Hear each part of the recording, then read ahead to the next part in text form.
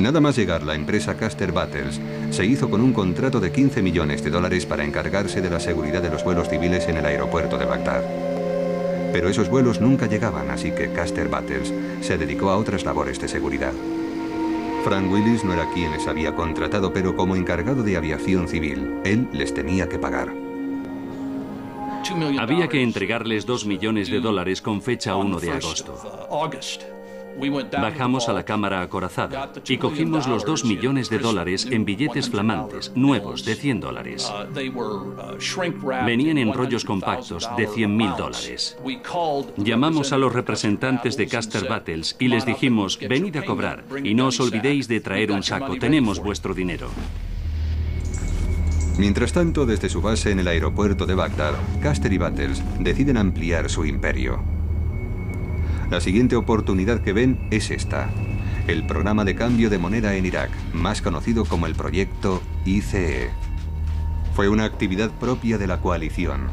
No pudieron hacer llegar medicamentos de absoluta necesidad a los hospitales, pero sí podían dedicar alegremente enormes cantidades de recursos a reemplazar billetes de dinar con la cara de Saddam impresa por otros sin la cara de Saddam.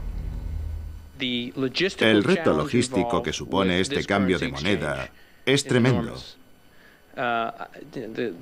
Se supone que afecta a unas 22.000 toneladas de billetes. Es un gran desafío y una señal más de que la reconstrucción va por buen camino. La empresa Custer Battles se hizo con un contrato que suponía el pago de los costes y un 25% de beneficio.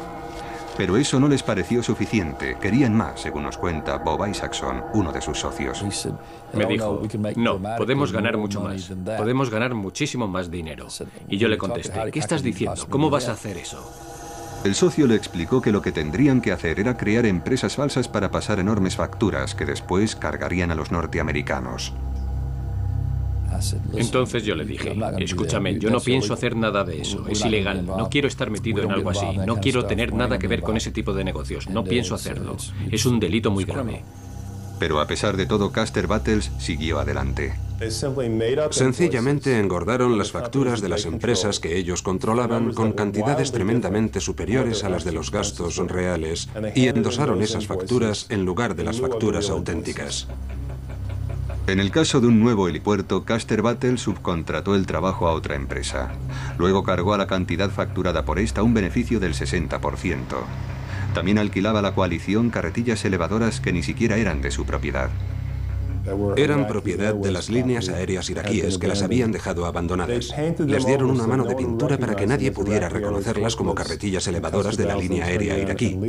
Y luego Custer Battles se las alquiló al gobierno por $108.000 para un periodo de solo 4 meses. Pero Custer Battles cometió un error muy grave. Alguien de la empresa olvidó un documento gravemente incriminatorio en la sala de reuniones de la Autoridad Provisional de la Coalición. Grayson posee una copia. Esto es lo que se dejaron. Son hojas de cálculo con fecha de 28 de agosto de 2003. Es un listado de varias columnas. Esta columna de aquí son los gastos que Custer Battles tuvo en realidad, y esto de aquí es la facturación que pasó al gobierno norteamericano por los mismos conceptos. Camiones de 5 toneladas, coste real $240.000 para 12 camiones, coste facturado $600.000. Armarios archivadores. Coste real, 0, evidentemente porque habían quedado abandonados en el aeropuerto internacional de Bagdad. Coste facturado $200.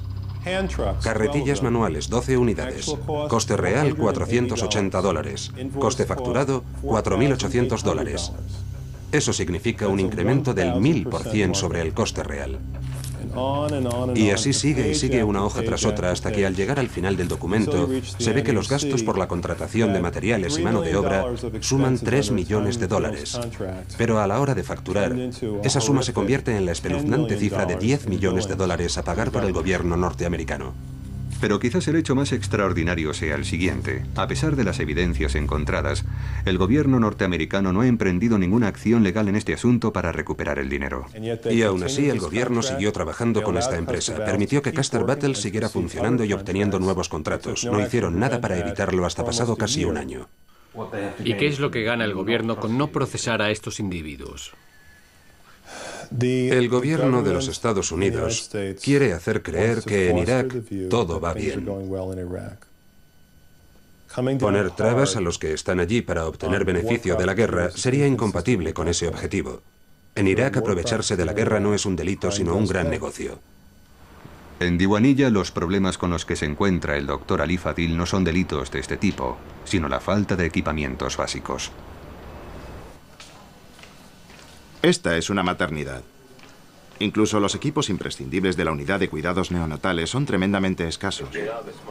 Solo tiene 14 incubadoras y muy antiguas, fabricadas en los años 70 del siglo pasado. La mayoría están rotas. Sus puertas están sujetas por alambre y tubos, incluso yeso. Esto es totalmente antihigiénico. Tendrían que estar perfectamente selladas para prevenir la transmisión de gérmenes. No nos queda otro remedio que poner a 2 niños en cada incubadora, a veces incluso a 3. No tenemos más que 14 incubadoras. Sin embargo, a veces llegan más de 20 niños o incluso más.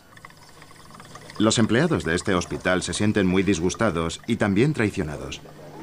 La coalición dice haber destinado cientos de millones de dólares al sistema sanitario. Sin embargo, los niños siguen sufriendo sin necesidad debido a la falta de equipos básicos. La coalición dice que lo que ha retrasado el progreso de reconstrucción de Irak son los problemas de seguridad. El clima de violencia existente hace que todos estemos muy nerviosos. En el camino entre Diwaniyah y Bagdad, sentí una creciente preocupación por mi propia seguridad. En 2 ocasiones, las tropas estadounidenses empezaron a disparar contra mí. Una de las veces me reventaron los neumáticos del coche y se marcharon sin dar ninguna explicación. Pero lo peor aún quedaba por llegar.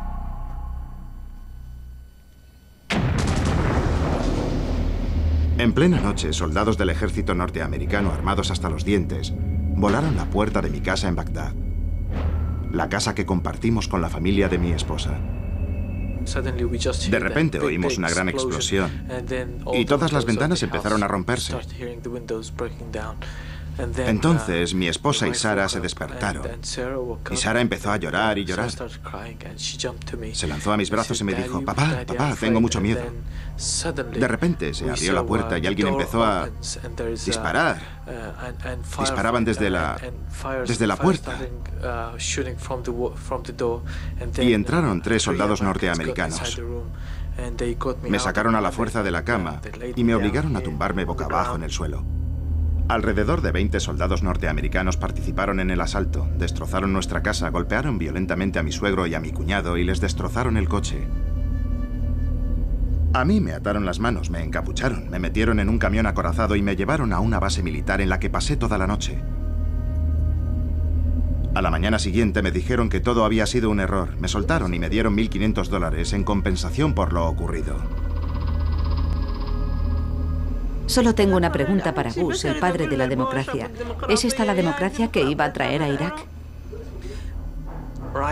En estos momentos, mi forma de pensar es igual a la de los demás iraquíes que conozco. Solo quiero marcharme de Irak. Ya no deseo quedarme.